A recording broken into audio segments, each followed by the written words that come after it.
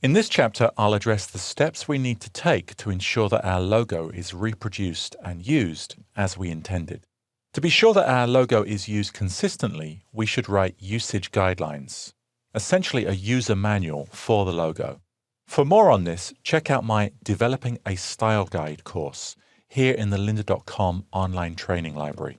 I don't want to repeat that information except to say that your usage guidelines should include the following: the minimum size of the logo, the color breakdown of the logo, explicit examples of incorrect usage, a list of the files that you're providing, and what I want to show here, the clear space that is part of the logo design. Because others will be using the logo, to ensure there's always adequate space around it, we should be explicit about exactly how much space. As is common, I'm going to express the clear space as a relative amount based upon an element in the design. I'll start by drawing a white rectangle around the logo.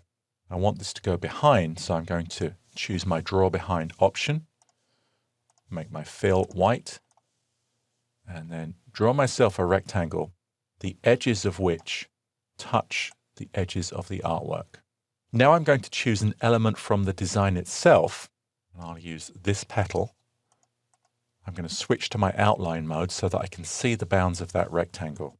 I'll copy this, Option or Alt as I drag away from it, press R to access my rotate tool, rotate that element, and then position it using my direct selection tool on the edge of that rectangle.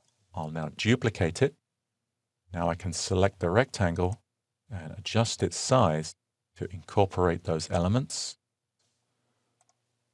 I'll switch back to preview, select those elements and delete them.